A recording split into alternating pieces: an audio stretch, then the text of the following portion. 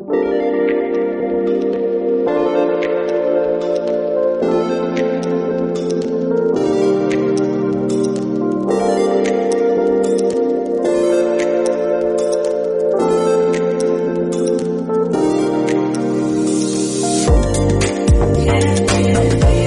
रहे हैं नैन से विभाज्यता के नियम। नैन से विभाज्यता के नियम क्या है वो समझिए।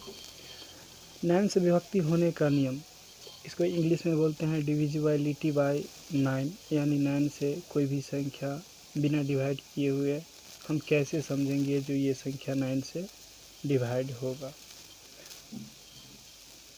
अगर दिया गया संख्या के सभी अंकों का योग 9 से पूर्णतः विभक्ति होगी तो वह संख्या 9 से पूर्णतः विभक्ति होगी। कोई भी संख्या दिया रहेगा, वह संख्या का योग, उस संख्या का योग अगर 9 से पूर्णतः विभक्ति होगी तो वह संख्या 9 से भाज्य होगा, यानी पूरा पूरा डिवाइड होगा, उसमें शेष नहीं बचेगा। तो आइए कुछ संख्या लेते हैं। 4 6 7 9 8 2 1 4 5 9 3 6 6 6 2 1 7 9 8 2 इत्यादि बहुत सारे संख्या होगा। इतना ही क्वेश्चन को समझना है। अगर इतना समझ गए तो कोई भी क्वेश्चन में चेक कर सकते हैं जो ये 9 से डिवाइड होगा या नहीं। बिल्कुल आसान है। जैसे 3 से जो नियम है वही फॉर्मूला 9 का भी है। तो इस संख्या को हम ऐड करेंगे, जो भी संख्या दिया रहेगा ना उस सभी संख्या को ऐड करेंगे। तो इसको ऐड करेंगे तो क्या होगा, 9 + 8 + 6 + 7, सभी को ऐड करेंगे तो कितना होगा, 7 और 6 13, 13 और 8 13 और 8 21, 21 और 9 30, 21 और 9 क्या हो गया 30। फिर से एक बार ऐड कर लीजिए, हो सकता है कहीं मिस्टेक हो। तो 7 और 6 13, 13 और 7 13 और 8 सॉरी 13 और 8 21 और 9 30। अब 30 में हम 9 से डिवाइड करेंगे। 30 में हम क्या करेंगे, 9 से डिवाइड करेंगे। 30 अच्छा 9 के टेबल में 30 आता है नहीं, 9 के टेबल में 30 नहीं आता है। 9 3 जा 27, क्या बचा 3 कट गया, 6 बच गया ना, रिमाइंडर बच गया ना हमारे पास। तो ये 9 से डिवाइड नहीं होगा। इसको डिवाइड करके चेक कर लेते हैं। 9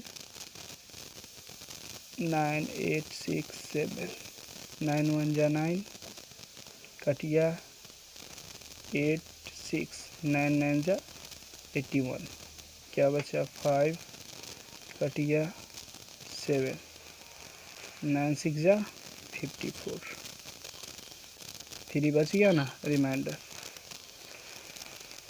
कोई भी संख्या को ऐड करने पर उस संख्या को योग में 9 से डिवाइड करेंगे। अगर वह संख्या डिवाइड हो जाता है 9 से तो हम समझेंगे जो वो सभी 9 से डिवाइड होगा। अगर नहीं होता है डिवाइड तो ये समझेंगे जो ये संख्या 9 से नहीं डिवाइड होगा, इसमें रिमाइंडर बच जाएगा।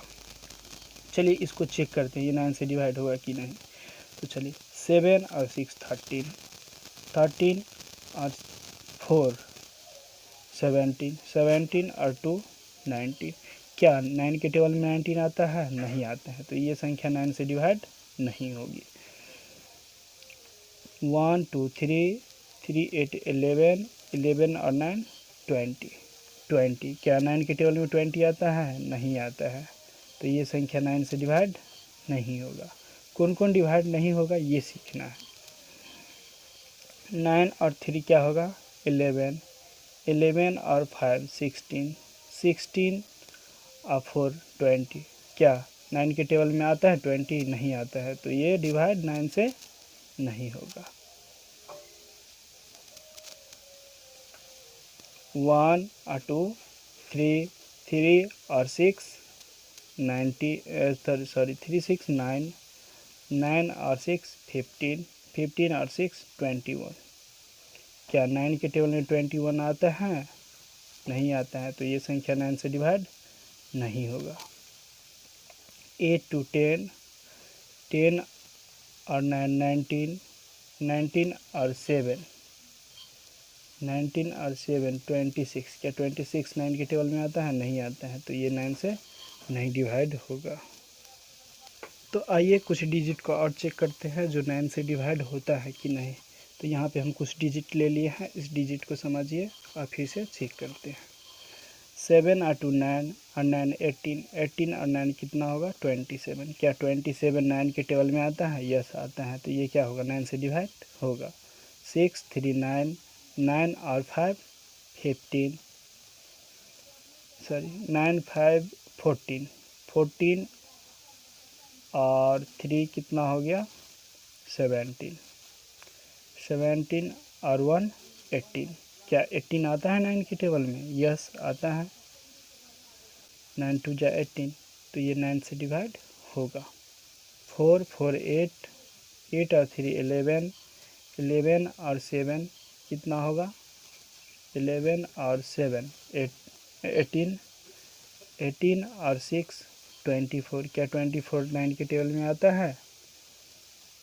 9 1 जा 9, 9 2 जा 18, 9 3 जा 27, 9 4 जा 36, तो नहीं आता है। तो 9 के टेबल में नहीं आता है, तो इसीलिए ये 9 से पूर्ण रूप से डिवाइड नहीं होगा। इसमें कुछ रिमाइंडर बच जाएगा। अब इसको चेक करते हैं ये 9 से डिवाइड होगा कि नहीं। तो 7 और 5 12, 12 और 3 15, 15 और 6 21, 21 और 6 27। क्या 27 9 के टेबल में आता है? यस आता है, तो ये क्या होगा? 9 से डिवाइड होगा। ये सभी संख्या को ऐड करने पर जो योग जो आएगा उसमें हम 9 से डिवाइड करेंगे, और 9 से डिवाइड देने के बाद अगर वह संख्या उससे 9 से पूरा कट जाता है तो समझेंगे जो वह डिजिट 9 से डिवाइड होगा, उसमें कोई शेष नहीं बचेगा। तो यही था 9 से विभक्ति होने का नियम। अच्छे से समझ गए होंगे। कुछ क्वेश्चन और आप अपने बुक से जो भी 5 क्लास और 6 क्लास की बुक में है इसे अच्छे से बनाइएगा। तो चलिए आगे बताते हैं 5 से विभक्ति होने का नियम। कोई संख्या को हम कैसे समझेंगे जो ये 5 से विभक्ति होगा? तो ये बिल्कुल आसान है। किसी भी संख्या के इकाई का अंक 5 अथवा 0 हो तो वह संख्या 5 से पूर्ण रूप से विभक्ति होगी। कोई भी संख्या के इकाई का अंक जो दिया हुआ संख्या रहेगा उसका इकाई का अंक यानी लास्ट की संख्या को देखेंगे, अगर 5 या 0 रहेगा तो वो संख्या 5 से विभक्ति होगा। Example 4 8 4 6 0, 9 8 4 5, 6 7 3 2, 8 4 6 3, 9 8 7 2 4 5 6 0, 9 8 9 9 5 etc। कोई भी डिजिट हम लेंगे तो इसमें चेक कीजिए 5 से ये होगा। तो 5 से विभक्ति होने का फॉर्मूला क्या है ये ध्यान देना है, उसका रूल क्या है। तो हम लास्ट का डिजिट इकाई अंक जो है 5 या 0 होगा तो वो संख्या 5 से डिवाइड होगा पूर्णतः। अगर 5 या 0 नहीं होगा तो वो संख्या पूर्णतः 5 से डिवाइड नहीं होगा। इसका इकाई अंक क्या है? वंस डिजिट क्या है? 0 है, तो ये क्या होगा? 5 से डिवाइड होगा। इसका वंस डिजिट क्या है? 5 है, तो ये 5 से डिवाइड होगा।